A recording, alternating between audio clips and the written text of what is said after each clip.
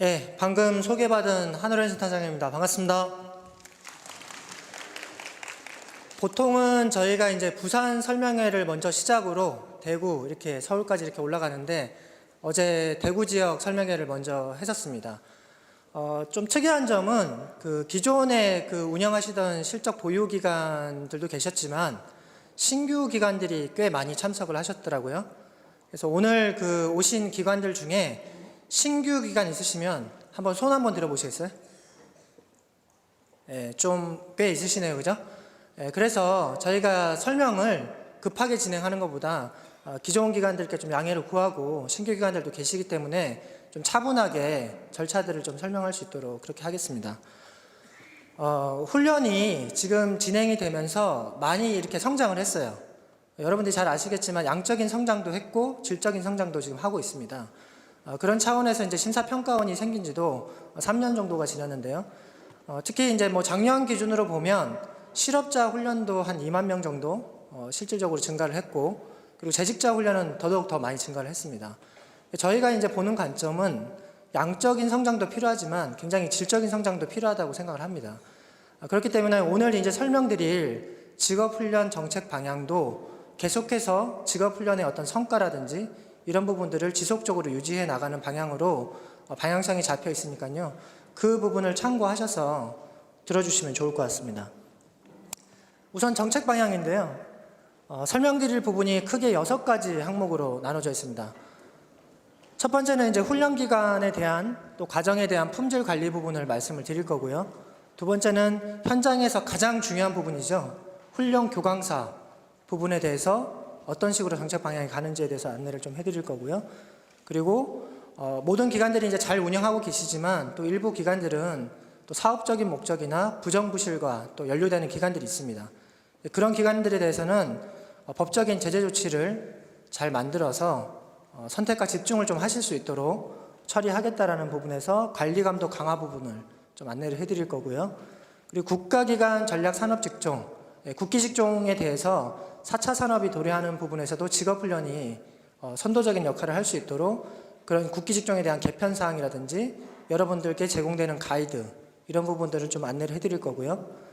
그리고 이번에 새로 생긴 이제 사업입니다. 중소기업 근로자들을 대상으로 하는 고수준 신기술 훈련이라고 해서 실업자 훈련에는 4차 선도인력 양성 사업이라는 훈련이 있습니다. 별도로 심사를 해서 고비용의 어떤 훈련비를 지원해주는 훈련이 있는데, 이번에 재직자에 대해서는 통합심사에 포함해서 고수준 신기술에 대한 부분을 시범적으로 운영을 하게 됩니다. 이 부분도 안내를 해드릴 테니까요. 잘 들어보시고 해당되는 기관들은 신청을 잘 해주시면 좋을 것 같습니다.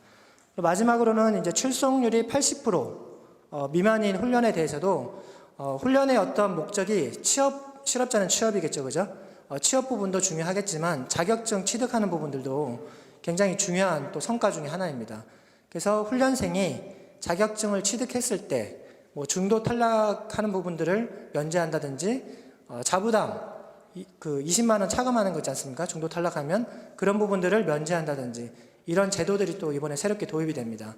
그런 부분에 대해서 안내를 좀 해드리도록 하겠습니다. 첫 번째 사항입니다. 사전에 안내가 많이 됐던 사항이죠. 인력 수요 적정성을 단계적으로 폐지한다고 말씀을 드렸지 않습니까? 그래서 이번에 완전히 폐지가 됩니다. 그러니까 쉽게 말씀드리면 지역 직종별로 중앙에서 이렇게 물량이 통제가 돼 있었지 않습니까? 그 부분이 이제 폐지가 됐다고 보시면 될 것 같아요.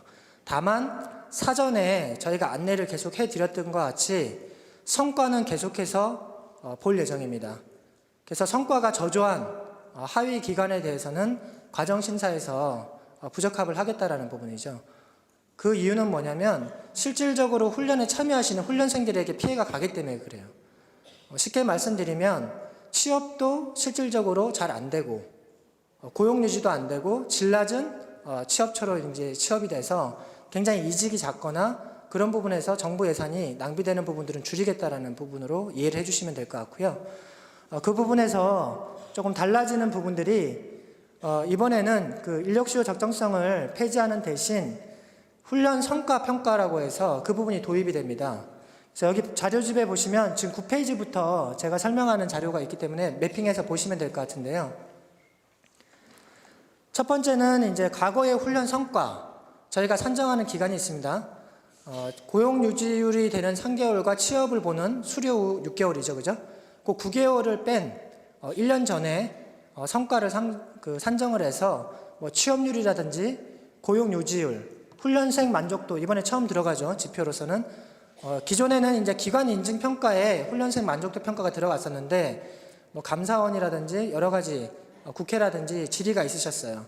가장 중요한 게 고객의 만족도인데 그 부분에 대해서도 과정 심사에서도 좀 들어갔으면 좋겠다라는 공고사항이 있으셔서 이번에 반영을 했습니다.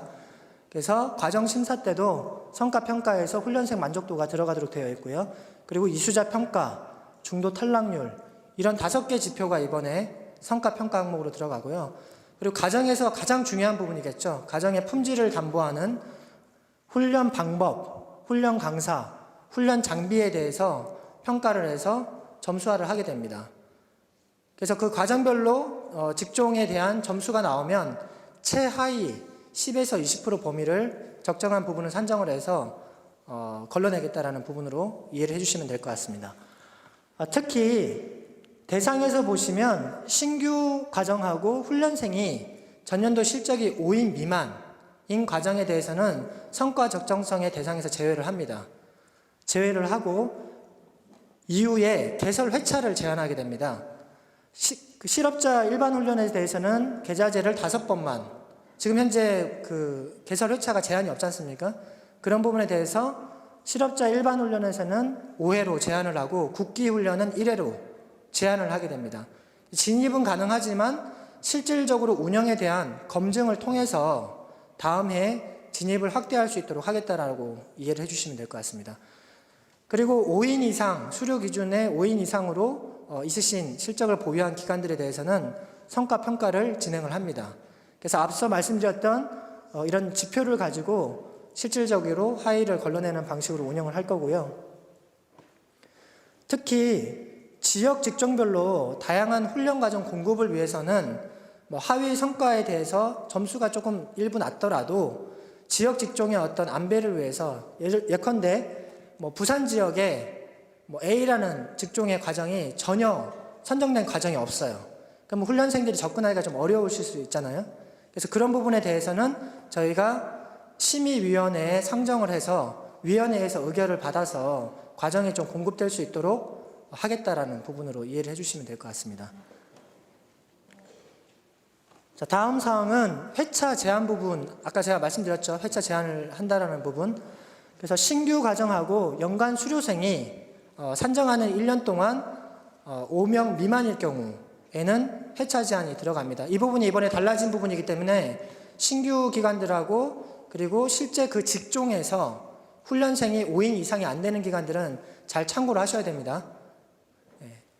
그래서 실업자 일반 훈련은 현재 5회로 제한을 하고요.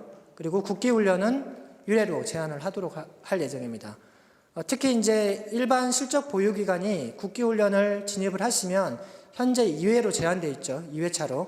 근데 그 부분이 신규 과정이라든지 성과가 5인 미만인 과정들은 1회차로 제한한다고 이해를 해주시면 좀 이해가 쉬우실 것 같아요.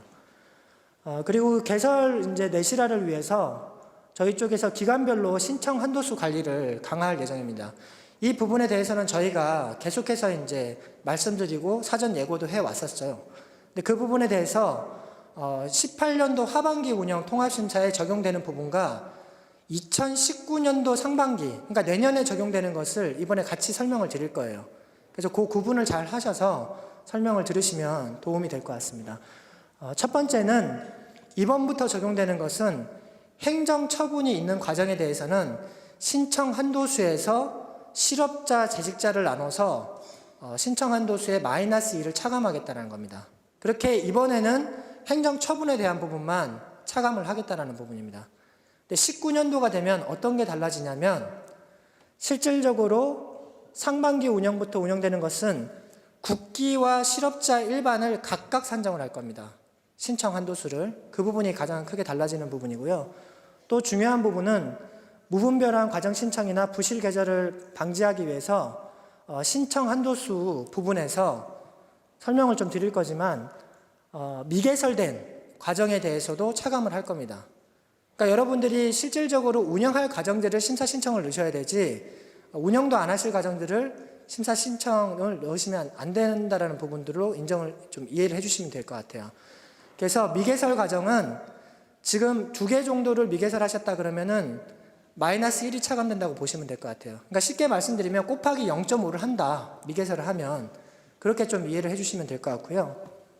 또 한 부분은 기존에는 개설률 자체가 한 명이라도 개설을 하시면 개설률로 인정이 됐었죠. 근데 그러다 보니까 부실 훈련들이 많이 발생을 하게 됩니다.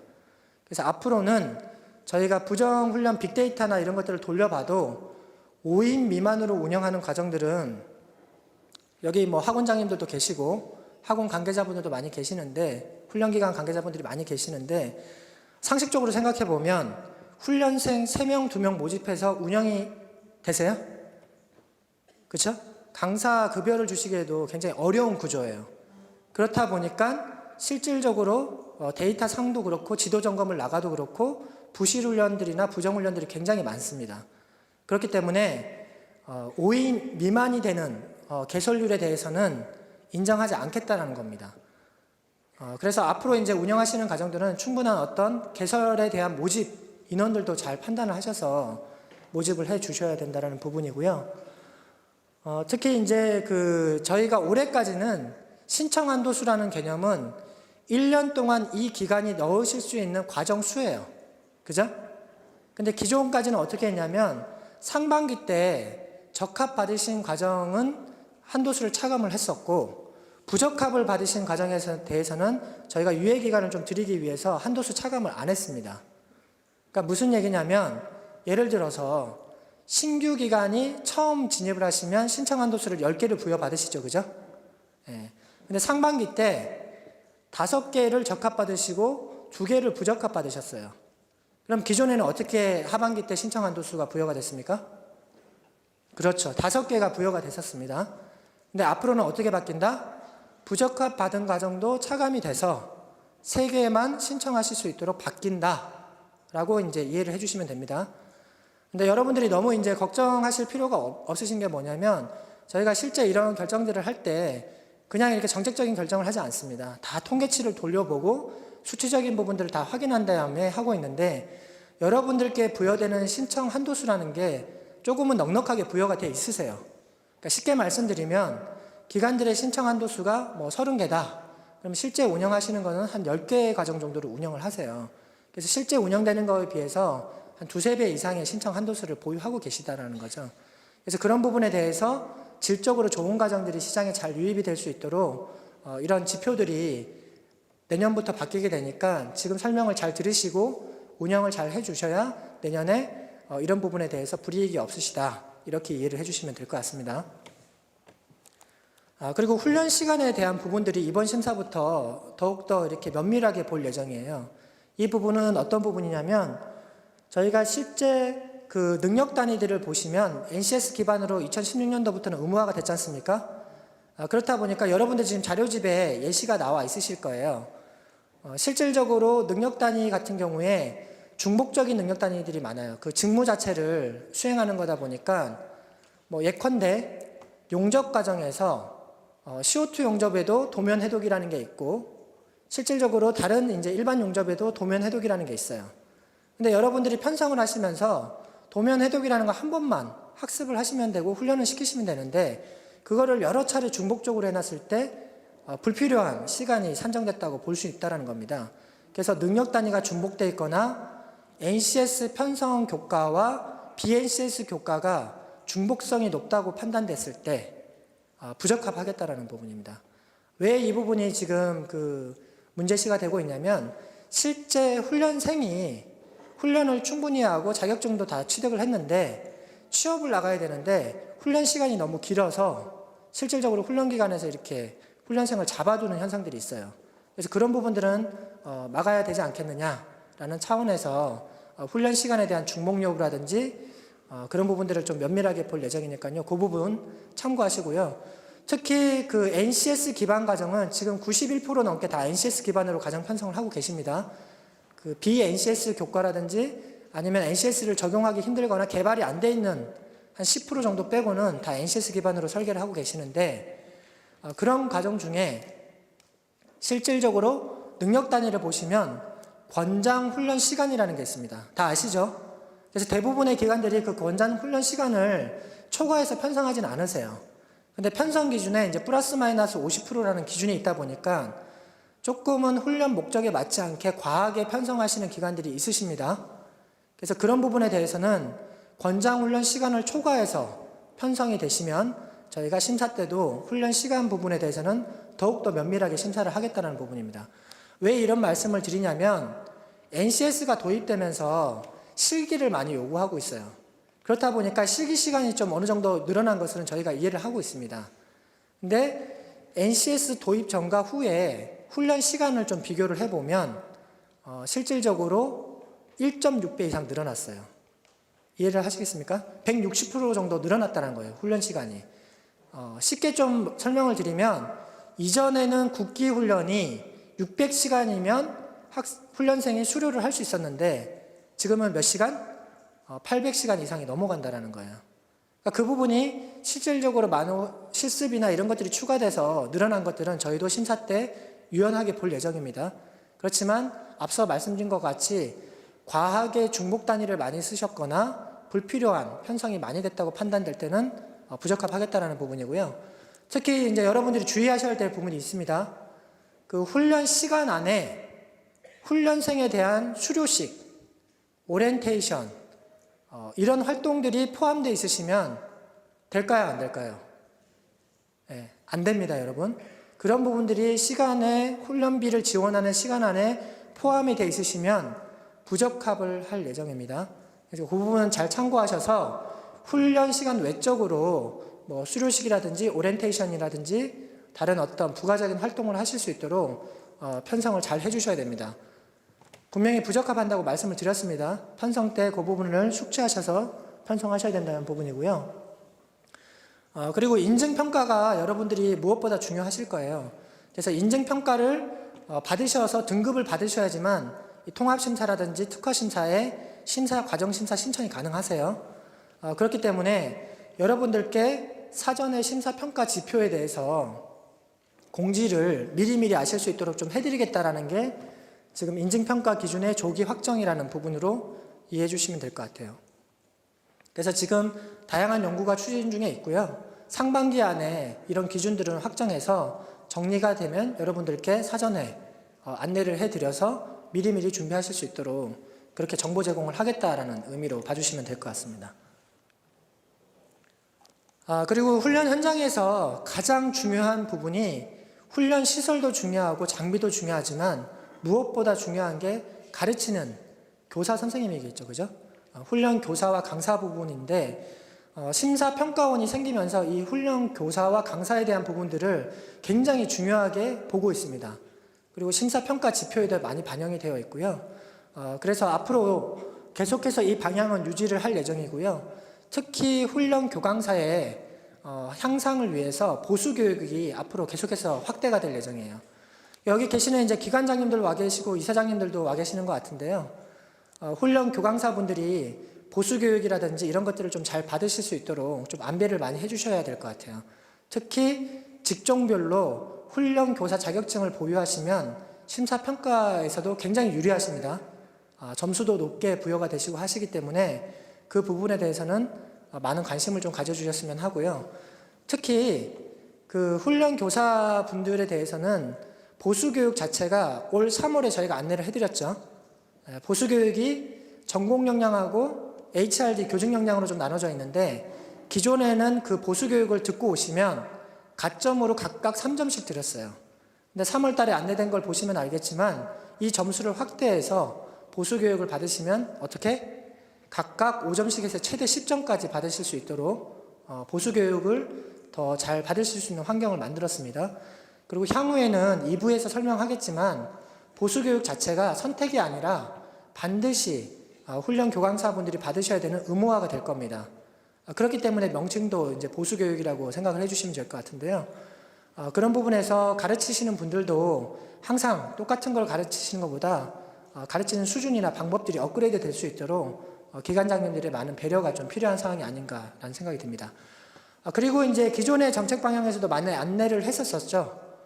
실업자 훈련에서는 반드시 훈련교사 자격증을 보유한 부분들을 좀 점진적으로 계속해서 정책 방향으로 많이 가져가겠습니다라는 안내를 했었었는데요. 여러분들도 잘 아시겠지만 선진국의 그 훈련을 하시는 많은 교사들은 교사 자격증이 의무화가 되어 있습니다. 교사 자격증이 없으면 훈련을 실시할 수 없도록 그렇게 법으로 되어 있어요. 그래서 그런 부분들이 우리나라 같은 경우에도 단계적으로 점진적으로 좀 가고 있는 방향이다라고 이해를 해주시면 될 것 같습니다. 오늘 이제 그 능력개발교육원에서도 와 계시는데요. 이따 설명을 하실 텐데 저희 심사평가원 쪽에서 요청을 좀 드려서 그 기관장님들이나 현직 교사분들하고 간담회를 좀 해보니까 실질적으로 우리는 교사 자격증을 취득하고 싶은데 현직 교사들이 좀 취득하기가 쉽지가 않다. 신청하면 경쟁률이 좀 높아서 많이 떨어진다. 이런 의견이 주셨어요. 그래서 저희 심사평가원에서 공식적으로 능력개발교육원에 요청을 드려서 현직 교사들만 선발하는 과정들을 별도로 또 만들었습니다. 16년도부터. 그래서 700명 정도가 또 현직 교사들만 대상으로 해서 모집을 해서 자격증을 좀 부여할 수 있도록 하고 있으니까 그런 새로운 이제 과정들도 많이 늘어났으니까 현직에 계시는 교사분들이 해당하는 직종에 교사 자격증을 잘 받으실 수 있도록 참고를 좀 해주셨으면 좋겠습니다. 그리고 앞으로 이제 계속해서 훈련 교사에 대한 처우라든지 이런 부분들도 계속해서 개선을 해 나갈 건데요. 대표적인 부분이 지금 현재 인증평가에서 보고 있죠. 훈련 교사의 어떤 임금 수준이라든지 실질적으로 훈련을 하시는 시간수, 적정한 시간수가 필요한데 굉장히 과잉하게 훈련 교강사분들이 활동을 또 하게 되시면 또 이런 효율이 떨어지게 되어 있습니다. 그래서 적정하게 가르칠 수 있는 시간이라든지 이런 것들도 면밀하게 검토를 해서 훈련 교강사의 처우가 계속해서 개선될 수 있도록 하겠다라는 정책 방향이라고 생각해 주시면 될 것 같습니다. 다음 사항은 이따 한국고용정보원에서 설명을 좀 드릴 거예요. 새로운 출결 방식이죠. 비콘이라고 해서 모바일 그 기기를 활용해서 출결을 체크하는 부분입니다. 저도 이제 어저께 그 대구 지역 설명회를 할 때 비콘에 대해서 설명을 드렸는데 굉장히 그 효과적인 부분들이 많은 것 같아요. 그래서 18년도 하반기 쪽에서는 지금 시범 운영을 지금 하고 있습니다. 컨소시엄 사업이라든지 이런 쪽에서 시범 운영을 하고 계시는데 이 부분을 확대해서 19년도에는 인증평가에 사전에 이 시스템을 도입하시면 가점을 좀 부여할 예정이에요. 그러니까 오늘 설명을 잘 들어보시고 가급적이면 도입을 하셔서 가점도 좀 부여받으시고 미리미리 좀 이렇게 체계화된 출결관리 시스템을 도입하시는 것도 좋겠다라는 부분이고요. 특히 이 부분에 대해서는 20년부터는 의무화를 추진할 예정입니다. 그렇기 때문에 뭐 20년 가서 도입하기 전에 19년부터 좀 도입을 하셔서 안정적인 운영하시는 것도 바람직하겠죠. 그런 부분에 대해서 좀 안내를 해드리고요. 특히 앞서도 말씀드렸지만 대부분의 훈련 기관들이 현장에서 많은 노력을 해주셔서 성과 부분들도 취업률이라든지 고용 유지나 안정적인 그 취업처들이 많이 발굴해내고 계세요. 그럼에도 불구하고 훈련 사업 자체를 굉장히 그 사업적인 목적으로 접근하시는 분들도 일부 계셔서 그 부분에 대해서는 굉장히 부정부실에 대한 대처는 강화하겠다라고 봐주시면 되는데 특히 여러분들에게 사전 안내가 됐었죠. 올 1월 18일 날 부정훈련 종합방지대책이라고 해서 여러분들께 다 사전 안내가 된 부분이 있습니다. 혹시 그 정보를 아직까지 모르시는 분들은 저희 심사평가원 홈페이지에 오시면 다 안내가 되어 있어요. 그래서 여러분들도 잘 운영하고 계시겠지만 혹시나 하는 부분에서 그런 부정부실에 연루가 되지 않기 위해서는 어떤 것들이 적용이 되고 제재 조치가 확대됐는지를 좀 잘 보셔야 됩니다. 그래서 불이익을 받지 않도록 하셔야 될 것 같고요. 조금 지금 현재 그런 부분에 대해서 법령 개정을 추진해서 좀 강화되는 부분들을 좀 안내를 해드리면 첫 번째 과정 단위로 행정 처분이 내려져 있던 것을 직종 단위로 확대를 합니다. 이 부분은 사실 저희가 뭐 몇 년 전에도 이렇게 변화할 예정이라고 이렇게 안내를 해드렸었는데 여러분들이 그 지도 감독에 나가셔서 행정 처분을 받으시잖아요. 그러면 이제 과정에 대한 위탁 제한을 받으시잖아요. 그죠? 뭐 3개월 위탁 제한, 6개월 위탁 제한, 뭐 1년 위탁 제한, 만약에 굉장히 그 처분에 중징계가 내려질 때는 전과정 위탁 제한, 이렇게 이제 처분이 내려지는데, 이 부분이 과정 단위가 아니라 법 개정을 통해서 직종 단위로 행정 처분이 내려진다고 보시면 될 것 같아요. 뭐 예를 들어서 양식 조리 기능사 자격에 대해서 행정 처분을 받으셨어요. 그러면 기존에는 그 과정에 대한 행정 처분을 받으셨던 거예요. 그래서 저희가 심사에 유사 과정이 들어오시면 다 부적합을 합니다. 근데 앞으로는 어떻게 한다? 직종 단위로 그 예컨대 양식 분야에 대해서는 아예 행정처분이 직종 단위로 내려진다는 거예요. 그래서 그 해당하는 훈련기관에서는 그 양식조리 기능사나 양식에 대한 부분들에 대한 직종은 운영이 불가능하다는 뜻이죠. 그래서 그런 부분에 대해서 그 직종 단위로 처분이 강화된다는 부분이고요. 특히 동일한 부분에 대해서 반복적으로 처음에 이렇게 그 실수나 여러 가지 좀 제대로 몰라서 그렇게 실수하실 수 있지만 유사한 반복적인 그런 어떤 행정처분이 일어났을 때는 굉장히 강한 전과정에 대한 위탁 제한 처분을 좀 부과하겠다라고 봐주시면 될 것 같고요. 특히 이제 부정 수급 이력이 있거나 반복적으로 인정 취소를 좀 받으시는 기관에 대해서는 훈련기간 명단을 대외적으로 공표를 하겠다라는 부분입니다. 그래서 훈련생들이 그런 정보들을 보시고 그런 훈련기관에 가서 피해를 받지 않도록 기업들이 그런 곳에서 재직자 훈련을 시키지 않도록 하겠다라고 보시면 될 것 같아요. 뭐 일적인 사례로 그 호주 같은 경우에는 그 기관에 대한 정보도 공개적으로 사이트에 다 띄우지만 그거에 관련되어 있는 그 사람들에 대해서도 그 사진과 어떤 이력들이 있었는지를 다 올려놓습니다. 정보 제공을 해서 2차 피해를 막도록 그렇게 하고 있는데 그런 부분들에 대한 정보 제공이 이제 강해진다라고 보시면 될 것 같고요. 근데 뭐 실질적으로 여러분들이 운영하시면서 부정부실에 대해서 연루가 없는 기관들이 대부분이세요. 그래서 그런 부분에 대해서는 부정부실이 일어나지 않기 위해서 하는 예방조치라고 좀 생각을 해주시고 좀 참고하셔서 진행을 해주시면 될 것 같고요. 더 중요한 부분들은 저희가 보통은 2부에서 부정훈련 예방에 대한 사례 설명을 좀 했어요. 근데 오늘은 좀 세션이 많다 보니까 부정훈련 관련된 사례에 대해서 저희가 설명의 자료집에 담았거든요. 그래서 이따가 제가 한번 리뷰를 해드릴 텐데, 자료집에 대해서 리뷰를 해드릴 텐데, 그 부분을 좀 시간 나실 때 읽어보시고, 우리 기관도 운영할 때 이런 부분들은 좀 주의해야 되겠구나, 라고 좀 참고를 해주시면 더욱 좋을 것 같습니다. 그 1월 18일 날 안내됐던 종합훈련 부정방지 대책에서 대표적인 사례를 하나 얘기를 해드릴게요. 뭐 다 아시겠지만 이미 안내가 돼 있기 때문에 기존에는 부정수급이 일어나면 훈련기관에게 부정수급액을 추가로 징수를 했죠. 그죠? 예컨대 뭐 1,000만 원을 부정수급했다. 그러면은 부정수급에 대한 추가 징수를 2배를 부과해서 2,000만 원을 징수를 했습니다. 근데 그 바뀐 제도를 보시면 5배를 부과합니다. 그러니까 1,000만 원을 부정수급하면 5,000만 원을 부과한다는 거예요. 추가 징수를. 그렇기 때문에 여러분들이 그런 부분에 대해서는 아예 연루가 되지 않으시도록 기관장님도 그렇고 훈련 교사분들도 그렇고 행정지원 담당자분들도 좀 보신 다음에 기관 운영에 참고를 해주시면 좋을 것 같아요. 그 또 사항은 국기 그 훈련에 대해서 직종 개편을 계속 하고 있습니다. 그래서 그 저성과 훈련에 대해서는 저희가 국기 직종에 대해서 폐지를 하고 있어요. 그래서 이번에도 기존에 그 112개의 직종이 있었죠, 그죠? 그래서 2개 직종을 폐지를 했습니다. 그래서 훈련 성과도 나오지 않고 좀 그 시기가 지나서 실질적으로 산업에 도움이 좀 저조한 부분에 대해서는 연구를 통해서 폐지를 했는데요.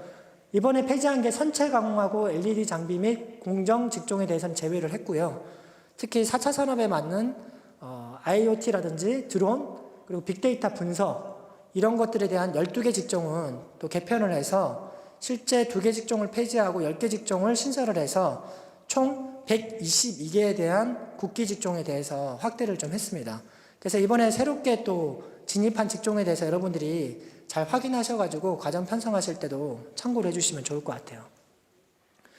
그리고 이제 현재 있는 국기 직종에 대해서 정의를 보시고 들어오도록 되어 있는데 작년도에 저희가 여러 가지 모니터링을 통해서 의견 수렴을 거쳐서 좀 작업을 했던 게 뭐냐면 국기 직종 편성 가이드라인이라는 걸 만들어서 여러분들께 제공을 하고 있습니다.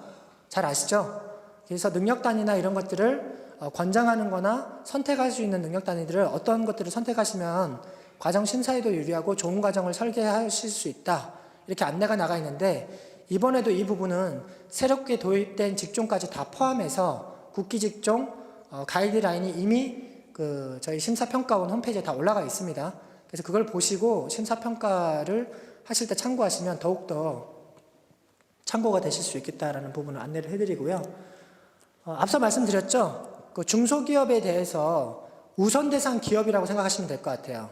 그 기업에 대해서는 이번에 새롭게 좀 들어오는 게 고수준 신기술 훈련에 대해서 우대를 굉장히 확대를 합니다.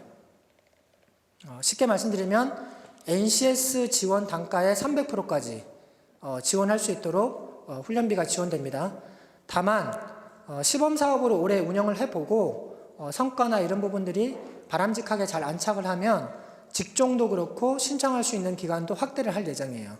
다만 올해는 이제 시범 사업 기간이기 때문에 우수 기관들만 신청하실 수 있도록 좀 한정을 했습니다. 그렇기 때문에 이제 우수 기관들이 지금 해당하는 8개 직종에 대해서는 좀 잘 보시고 신청을 잘 해주셔야 점진적으로 확대를 할 예정이라는 부분들을 좀 이해를 해주시면 될 것 같고요. 특히 그 4차 산업에 맞는 8개 직종에 대해서 저희가 실시를 한다라는 부분이고요. 이 부분에 대해서는 기존에 여러분들이 고급 및 특화 과정을 신청하셨잖아요. 그 과정의 이제 일부분의 한 세션으로 보시면 될 것 같아요. 그래서 기존에는 중기 핵심, 사업주 위탁에 포함이 됐었죠. 그 훈련과 동일하게 고수준 신기술 훈련도 고급 및 특화 심사로 들어오실 수 있도록 저희가 다 만들어 놨습니다. 다만 운영되실 때 기존 과정하고 동일하면 훈련비를 300%까지 지원할 이유가 없겠죠. 그렇기 때문에 차별화된 부분들이 있습니다. 예컨대 프로젝트 진행 방식을 좀 많이 편성을 하셔야 된다든지 이런 차이점이 있고 실질적인 지표나 양식들도 다 지금 등록이 되어 있습니다. 그래서 그걸 잘 확인하신 다음에 이번에는 우수기관들이 좀 설계를 잘 하셔서 들어오시기를 좀 권장을 해드리겠습니다. 다음 부분은 이제 계좌 한도 부분을 차감을 이제 면제하겠다라는 부분인데 이게 무슨 말씀이냐면 앞서도 말씀드렸지만 취업률 외에도 실업자 쪽에서 자격증을 취득하시는 것을 굉장히 그 성과로서 많이 인정을 해드리겠다라는 부분입니다. 그래서 어느 정도 수료가 되신 훈련생에 대해서는 자격증을 취득을 하시면 반드시 그 대신 저희 쪽에 신청하실 때 이 과정은 자격증 취득 과정이라고 표기도 하셔야 되고 체크가 다 돼 있으셔야 됩니다. 그래야지만 연계가 되니까 그 부분들 잘 유념하셔서 자격 과정으로 잘 신청을 해주시면 이런 혜택들이 부과된다는 부분인데요. 특히 그 취득했을 경우에 중도 탈락에 대해서 실질적으로 심사평가 지표에 다 들어오지 않습니까? 중도 탈락률이라는 게 그 부분을 자격증을 취득한 훈련생에 대해서는 면제를 해드리겠다는 거예요. 그리고 실제 훈련생에 부과되는 계좌 한도가 중도 탈락을 하게 되시면 20만 원이 차감되시잖아요. 그 부분도 자격증을 취득했을 경우에는 면제를 해드리겠다. 이렇게 이해를 하시면 될 것 같습니다. 통합심사 추진 방향인데요. 이 부분도 사실 앞에서 말씀드렸던 정책 방향하고 기조를 같이 합니다. 그래서 좀 더 세부적으로 들어가서 설명을 드린다라는 부분인 것 같은데요. 이 부분에 대해서는 제가 중복되는 것은 좀 제외하고 조금 달라지거나 세부적인 사항에 대해서만 좀 추가로 설명을 드리도록 하겠습니다. 자료집 13페이지를 보시면 될 것 같은데요. 인력수요 적정석 심사 폐지된다고 말씀드렸죠. 이게 이제 중앙통제식으로 이제 물량을 정해놓고 했던 부분인데 설명회를 하다 보면 그런 질문들을 많이 하세요. 우리 부산 지역에 예컨대 A라는 용접이라는 물량이 없다, 0이다. 우리 운영할 수 없는 것이냐라는 이제 부분들이 있었죠. 그래서 그런 부분들을 시장에서 과정을 편성하고 진입하실 수 있도록 좀 유연화시켜서 시장에 어떤 결정을 맡기겠다라는 부분으로 이해해 주시면 될 것 같아요. 중앙통제식으로 물량을 배정하지 않겠다라는 부분이고요. 다만 그 대신 성과가 낮은 부분에 대해서는 과정 진입을 훈련생이나 어떤 그 직업훈련의 목적에 맞게끔 좀 성과가 저조한 과정에 대해서는 탈락을 시키겠다. 그렇게 이해를 해주시면 될 것 같고요. 그리고 아까 신청 한도수 설명을 드렸죠. 18년도 하반기에는 행정처분에 대한 것만 차감을 하고 19년도부터는 다양한 부분들이 달라지기 때문에 그 부분을 잘 인지하시고 신청을 하시면 된다. 예컨대 이제 미개설된 가정이라든지 수료생이 5인 이상 대실하지만 개설률로 인정이 된다. 그리고 이 부분은 유효기간 연장 심사에도 적용이 됩니다. 유효기간 연장 심사를 딱 신청하셨는데 3명밖에 운영을 안 하셨어요. 그 가정에 대해서. 그럼 신청이 안 되실 거예요. 내년부터는. 이해하셨죠? 네. 그리고 지금 여러분들이 그 897개에 대해서 NCS 편성을 이전까지는 하셨어요. 근데 이번에는 51개 직종이 더 추가됐습니다. 그래서 신규 직종 50개하고 조금 분화된 한 개 직종을 포함해서 총 948개에 대해서 NCS를 편성 가능하시도록 좀 확대가 됐습니다. 그래서 이 부분도 사전에 훈련 기준이라든지 편성 가이드라인이 다 올라가 있습니다. 그래서 심사평가원 홈페이지에 들어오시면 다 다운받고 직종별로 보실 수가 있으니까 확인하신 다음에 과정 편성을 해주시면 좋을 것 같고요. 또한 마찬가지로 NCS가 미개발되어 있거나 개발이 되어 있지만 적용하기 힘든 직종에 대해서는 비적용을 하셔도 무방하다. 그 부분도 지금 설명의 자료에 담겨 있으니까 그거를 잘 확인하신 다음에 신청을 하시면 될 것 같아요. 그리고 저희가 훈련 과정 그 표준화를 위해서 편성 가이드를 좀 많이 제공한다는 부분인데, 뭐 대표적인 게 국기 직종에 대한 편성 가이드라인이겠죠, 그죠? 근데 저희가 얼마 전에 그 훈련 시장분들 모시고 간담회를 좀 해줬어요. 근데 그 우수기관이신데, 좀 더 이렇게 바람직하게 훈련이 편성되려면 국기 직종 편성 가이드를 필수로 좀 지정하는 게 어떠냐, 이런 의견을 주셨어요. 그래서 편차를 좀 줄이는 게 어떻겠냐라고 이제 좋은 의견을 주셨는데, 아직까지는 그 저희 쪽에서 하고 있는 통합심사라든지 이런 부분들이 100% 자격하고 매핑이 되어 있지 않아요. 예컨대 과정평가형 자격처럼 가르쳐 주셔야 되는 게 필수와 선택으로 딱딱 정의되어 있지는 않다라는 거예요. 근데 이 부분이 왜 중요하냐면 훈련 대상이나 목표나 수준에 맞춰서 여러분들이 좀 유연하게 과정 설계해야 되는 부분들도 있으시다라는 거예요. 그렇기 때문에 저희가 국기 직종 편성 가이드라인을 보시면 필수 이렇게 적지 않았습니다. 권장을 해드리고 선택하실 수 있는 영역을 어느 정도 가이드라인을 해놨다, 이렇게 보시면 될 것 같아요. 그래서 여러분들이 유연하게 편성하실 수 있습니다.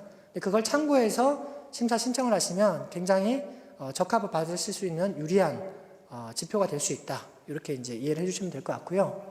그리고 이번에 좀 특이한 부분이 있어요. 이 부분인데, 보건 의료 분야에 대해서는 예컨대 간호조무사 같은 경우에는 1520시간이라는 게 필수 교과가 딱 세팅이 되어 있습니다. 근데 이 부분도 실수를 많이 하셔서 부적합되는 기관들이 굉장히 많으세요. 생각보다. 다 아시고 신청하실 거라 생각하는데 그렇지 않습니다. 그래서 이번에 그 간호조무사라든지 요양, 그리고 장례 지도사, 이런 부분들은 아예 편성 가이드라인을 이렇게 편성하시면 된다는 거를 직종별로 다 집어넣었어요. 그래서 그걸 보시고 기본적으로 편성을 하시고 추가적인 부분을 편성하시면 굉장히 과정 편성에 도움이 되신다, 이렇게 보시면 될 것 같고, 향후에는 이런 부분들을 직종을 좀 더 확대해서 유연하게 설계를 하시지 않고 좀 정해져 있는 커리큘럼들이 있는 것들에 대해서는 좀 가이드를 직종별로 좀 더 확대하겠다, 안내를 확대하겠다라고 이해를 해주시면 될 것 같아요. 그리고 훈련 교강사 부분에 대해서도 저희가 지금 100점을 다 하고 있지 않습니까? 그래서 NCS 교강사로 등록하지 않으시면 이제는 과정심사 신청에도 배정이 안 되시고 나중에 변경도 안 되세요. 원칙적으로 그렇습니다. 그렇기 때문에 이제 훈련 교강사분들이 직접 훈련 교강사를 신청하시고 그 100점을 받으신 걸 가지고 훈련 통합심사에 신청하실 때도 교강사가 배정이 되시는데, 저희가 여러 해 안내도 나가고 여러 차례 공지를 했는데도 불구하고 조금 혼선이 있으신 분들이 계세요. 저희한테 질문을 계속 하시는 분들이 있으신데, 이게 무슨 얘기냐면 그 훈련 교강사에 대한 100점이 높으시면 그 교과를 가르치는데 유리하시긴 하세요. 근데 80점 이상만 그 교과를 가르칠 수 있냐? 그렇습니까, 여러분? 네, 그렇지 않습니다. 그 100점이라는 것은 참고값이에요, 참고값. 그래서 100점이라는 것은 정량적인 점수입니다. 경력이라든지 자격이라든지 실질적으로 여러 가지 관련되어 있는 증빙 서류들이 있으시면 정량 점수를 받으시는 거예요. 근데 그분이 이제 통합심사에 배정이 되시잖아요. 그러면 어떤 특정한 교과를 아무리 많은 경력을 갖고 계셔도 가르칠 수 없는 분이다. 그러면 점수가 80점이 되셔도 부적합되실 수 있다는 겁니다. 이해하셨나요? 뭐 자격증이 뭐 중식 요리에 대한 것들이 굉장히 많으세요. 경력도 중식 요리만 많이 하셨고. 근데 신청한 교과는 일식이에요. 그럼 그분이 가르칠 수 있다고 판단할 수 있을까요? 부적합될 수 있다는 겁니다. 반대로 그 교광사 점수가 시행령 27조에 따라서 가르칠 수 있는 분이세요. 그래서 45점을 받으셨어요. 근데 그분이 교과에 배정이 됐는데 실질적으로 일식과 관련된 자격증도 있으시고 경력도 좀 있으세요. 그래서 그 교과를 가르치는데 부적절하냐? 그렇지 않다라는 겁니다. 45점의 교광사도 적정한 강사로 될 수 있다는 겁니다. 그래서 한 가지 팁을 좀 말씀을 드리면 이전에는 어떻게 했습니까? 교광사 배정이 한 교과에 한 분만 배정하실 수 있었잖아요. 그래서 그 부분에 대해서 부적합이 되면 전 과정이 다 부적합이 됐었어요. 그런 이제 문제점을 개선하고자 저희 쪽에서 한 교과에 3명의 풀을 등록할 수 있도록 지금 해놨지 않습니까?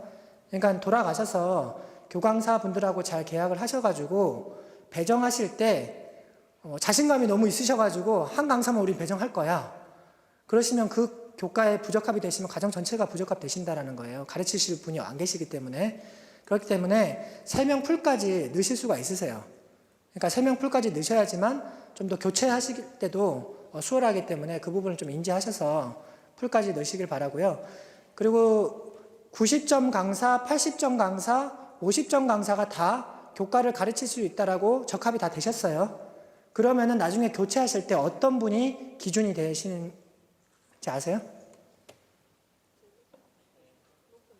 자, 보세요. 지금 저희가 안내를 여러 차례 했음에도 불구하고 지금 앞에 앉아 계시는 분이 제일 높은 강사 이렇게 자신 있게 딱 얘기를 하셨어요. 맞나요? 네, 아니죠, 그죠? 그분이 그 교과를 가르치시기에 적절했다면 50점 강사부터가 기준이 되시는 거예요. 이해하셨나요? 그래서 그런 부분에 대해서 혼돈이 없으셨으면 좋겠다라는 부분을 한 번 더 강조를 합니다. 그리고 저희가 이제 그 실질적으로 아까 가다 편성에 대해서는 말씀드렸죠. 중복적으로 편성이 되시거나 그리고 권장 시간을 초과해서 좀 많이 편성된 것들은 저희가 심사 때 면밀하게 볼 거고, 그리고 그 훈련 시간 안에 오리엔테이션이나 수료식 이런 것들을 넣으시면 된다 안 된다? 예, 안 된다라는 겁니다. 예, 그 부분 숙지하셔서 편성해 주시면 될 것 같고요. 그리고 이제 국기훈련 모집 분야에 대해서도 확대했다. 총 122개 직종에 대해서 확대를 했고 새로운 직종에 대해서도 국기직종 편성 가이드라인이 다 나간다. 그렇게 이해를 해주시면 될 것 같고요. 다만 그 NCS가 아직까지 미개발되어 있는 4개 직종에 대해서는 저희가 BNCS라도 국기직종을 신청하실 수 있도록 그렇게 풀어놨습니다. 그렇게 이해를 해주시면 될 것 같고요.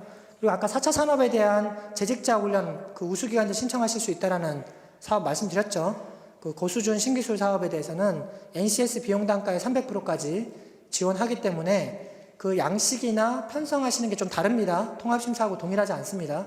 그렇기 때문에 그 양식이나 서식을 잘 보셔서 심사평가는 지표도 차별화가 되어 있습니다. 그걸 좀 잘 통과하셔서 좋은 과정들이 좀 시장에 공급될 수 있도록 협조를 좀 부탁드리겠습니다. 그리고 행정처분 받은 부분에 대해서는 이번부터는 한도수 차감한다고 말씀을 드렸고요. 그리고 앞으로는 해당 과정 위탁 제한이 아니라 직종 단위의 과정에 대한 처분이 강화될 예정이다. 현재 법 개정이 추진 중이다. 이렇게 봐주시면 될 것 같아요. 제가 발표할 수 있는 시간이 한 10분 정도 남았는데 이 시간을 여러분들하고 지금 앞에 놓여있는 책자를 가지고 좀 리뷰를 하려고 그래요. 이게 무슨 말씀이냐면 여러분들은 심사평가하면 뭐가 제일 떠오르세요? 우리를 떨어뜨리는 기관 이렇게 생각을 처음에 하시죠, 그죠? 네, 그렇지 않습니다, 여러분. 저희가 심사평가를 하는 이유는 뭐냐면 시장에 양질의 기관들이 좋은 인프라를 가지고 훈련생들을 위해서 좋은 취업처를 마련해주기 위해서 좋은 교과를 가르치시고 자격증도 취득하실 수 있도록 기관 단위도 보고 실제 과정 단위도 잘 편성이 되셔서 심사평가 때만 보는 게 아니라 이게 나중에 집행단에서 지도감독에 다 기준이 되세요. 그리고 훈련 관서라든지 실제 지방관서나 그 지부지사에서도, 인력공단 지부지사에서도 어떤 문제가 생기시면 저희한테 다 판단 공문을 보내세요. 이 부분이 집행단에서 문제가 생겼는데 이게 맞는지 안 맞는지를 다 판단 의뢰를 하십니다. 그래서 그게 심사평가에서만 보는 게 아니라 집행단에 운영되는 기준으로서 환류가 되도록 되어 있다. 그렇기 때문에 편성도 잘 해주시고 실제 과정 자체가 집행단에서도 그대로 잘 운영되실 수 있도록 하는 게 목적입니다. 그렇기 때문에 심사평가는 전체적인 직업훈련 품질을 높이기 위해서 있는 절차지 여러분들께 뭐 이렇게 떨어뜨리기 위한 목적을 갖고 집행하는 게 아니다라는 설명을 좀 해드리고요. 그렇기 때문에 여러분들의 앞에 놓이신 자료가 계속해서 두꺼워지고 자세해지는 겁니다. 저희가 만약에 그냥 떨어뜨리는 목적으로 했다면 그렇게 자료집을 자세하게 만들 이유가 없겠죠. 그죠? 그렇기 때문에 그 심혈을 많이 기울였습니다. 저희 직원들도 고생을 많이 해서 만든 자료집이기 때문에 제가 한번 어떤 것들이 실려 있는지 좀 리뷰를 좀 해드릴게요. 자, 페이지 2장을 넘기시면 목차가 나와요. 오늘 그 발표할 그 설명 내용들을 보시면 상단에 보면 그 설명의 자료집 페이지가 표기되어 있을 겁니다. 설명하실 때 그 페이지를 참고해서 보시면 정확하게 매핑이 되기 때문에 도움이 되실 것 같고요. 첫 번째 제가 이제 발표해드렸던 정책 방향하고 통합심사 추진 방향이 9페이지하고 13페이지에 나와 있습니다. 그래서 그 부분을 참고하시면 될 것 같고요. 그리고 실제 27페이지를 보시면 실업자 훈련 회차 제한에 관한 유의사항하고 아까 제가 말씀드렸죠. 간호조무사, 요양보호사, 장례지도사에 대한 유의사항, 그 직종을 운영하시는 기관들은 반드시 이 부분을 보셔야 됩니다. 이 부분을 확인도 안 하시고 심사 신청하시면 부적합 받으실 확률이 높다라는 거 꼭 인지하셨으면 좋겠고요. 특히 앞서 말씀드렸던 고급 및 특화 과정에 대한 중기 핵심 사업이라든지 사업주 위탁의 고수준 신기술 이런 부분도 34페이지, 35페이지 부분에 나와 있습니다. 그리고 37페이지부터는 심사평가에 대한 절차나 내용들이 쭉 나와 있고요. 그리고 심사에 그 신청하시는 거 외에 유효기간 연장 심사라는 게 있지 않습니까? 여러분들이 전년도에 운영하신 과정을 별로 수정하실 게 없어서 그대로 또다시 심사를 받지 않으시고 유효기간 연장 심사를 하실 수 있지 않습니까? 그 부분에 대해서도 98페이지에 어떻게 신청하고 처리가 할 수 있는지가 나와 있고요. 그리고 조건부 심사라는 게 있죠. 심사 받으신 이후에 장비나 이런 부분들이 좀 미비하셔서 저희가 조건부 판정을 합니다. 그러면 그 부분을 한 달 이내에 치유를 하셔야 돼요. 그래야지만 최종적으로 실시가 가능하신데 그 부분에 대한 처리 절차나 내용들도 나와 있습니다. 그걸 참고해 주시면 될 것 같고요. 다음 페이지를 넘기시면 저희가 그 통합심사 설명의 자료집에 굉장히 그 심혈을 많이 기울인 것 중에 하나가 직종별 부적합 사례집을 담았어요. 117페이지부터 있습니다. 그래서 여러분들이 심사 신청 넣으시기 전에 전체적인 절차도 숙지를 하시면 좋겠지만 해당하는 직종에 대한 부분의 부적합 사례들이 여기 다 나와 있습니다. 거의 대부분이 나와 있기 때문에 여러분들이 이렇게 편성을 하거나 이렇게 하게 되면 부적합을 받는 거구나 인지하신 다음에 심사 신청을 하시라는 거예요. 이해하셨죠? 그 부분을 꼭 숙지하셔야 됩니다. 그리고 사부 같은 경우에는 HRD에 신청하시는 방법을 기록을 해놨는데 정말 자세하게 화면을 다 캡처 떠서 만들어 놨습니다. 그러니까 여기 신규 기관이 오늘 좀 많으신데 쭉 보시면서 한번 따라해 보시면 돼요. 설명대로. 그러면 이제 두 번째 과정을 하실 때는 훨씬 더 수월하게 과정 신청이 가능하시다라는 부분이고요. 그리고 이제 부침 자료가 굉장히 중요합니다, 여러분. 385페이지부터 나오는 부침 자료를 좀 잘 보셔야 되는데 심사 외적으로 좀 여러분들이 그 참고하셔야 되는 부분들이 많이 나와 있어요. 예컨대 교수 학습 방법에 대한 정의라든지 사례, 그리고 NCS에 대해서 아까 제가 말씀드렸죠. 적용을 하지 않으셔도 된다라는 BNCS들에 대한 구분이 여기 나와 있어요. 우리가 운영하는 게 NCS가 개발되어 있는데 이걸 적용해야 되나 말아야 되나? 예컨대 뭐 요양, 뭐 이런 것들이 있겠죠, 그죠? 그런 것들은 보시면 뭐 적용이면 적용, 비적용이면 비적용 이렇게 나와 있습니다. 그 페이지를 보시면 그걸 보시고 심사 신청하시면 되고요. 앞서 말씀드렸던 국기 직종에 대한 가이드에 대한 정의나 그런 것들도 지금 나와 있으니까 참고하시고요.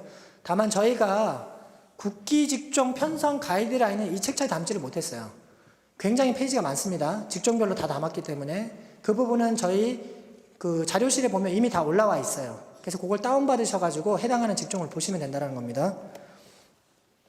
그리고 앞서 말씀드렸죠. 간호조무사라든지 요양보호사, 장례지도사에 대해서 아예 편성하셔야 되는 장비나 시설, 그리고 편성해야 되는 교과까지 다 집어넣어놨어요. 그리고 거기에 해당하는 훈련 교강사가 어떤 수준이 되셔야지만 적합이 된다는 것까지 다 넣어놨습니다. 최소 기준을. 그러니까 그걸 보고 편성하시면 되고요. 그리고 여러분들 좀 질문이 좀 있으셨는데, 그 훈련비 단가가 어떻게 책정이 되는 겁니까? 라고 이제 질문을 좀 하시는 기관들이 있으셨어요. 이번에도 NCS 소분류 단가 기준으로 나갑니다. 그죠? 그래서 249개의 소분류 단가로 책정되어 있는 단가로 나간다라고 보시면 될 것 같고, 그 부분에 대한 부분도 지금 523페이지에 실려 있습니다. 그래서 여러분들이 운영하시는 직종이 어느 정도 시간당 단가로 책정돼서 우리가 정부 지원을 받는다, 이 부분을 확인하실 수 있다는 점 참고해 주시면 될 것 같고요. 그리고 중기 핵심이나 고수준 신기술은 통합심사에 전산으로 신청하시는 것 외에도 첨부 파일을 하셔야 되는 부분이 있어요. 그래서 그 서식이나 양식들도 지금 설명이 돼 있으니까 그 부분을 시스템에서 잘 다운받으셔서 신청서가 누락되지 않도록 그렇게 신청을 하시면 될 것 같습니다. 네, 여기까지가 제 설명이고요. 지금 오늘 그 1부 그 세션 이후에 2부 행사 때 저희 그 사회자분도 안내를 해주셨는데, 산재 근로자에 대한 훈련에 대해서 우리 근로복지공단에서 오셔서 안내를 하실 거예요. 그래서 추가적으로 훈련기관들한테 혜택도 드리고 그 산재 근로자분들한테도 혜택이 가는 부분들이 굉장히 강화가 됐어요. 인센티브가 많다는 뜻이죠. 그래서 그 부분도 설명을 좀 잘 들으시고요. 그리고 한국원에서 이번에 그 개인정보 보호라든지 비콘에 대해서도 설명드릴 테니까 그것도 잘 숙지하시고, 특히 능력개발교육원에서 훈련교사 보수교육에 대해서도 굉장히 다양하게 과정들을 많이 개설하고 계세요. 그래서 그 부분도 안내를 해드릴 테니까 2부 끝까지 좀 설명을 들으신 다음에 가실 수 있도록 했으면 좋겠습니다. 네, 여기까지 제 설명을 마치도록 하겠습니다. 감사합니다.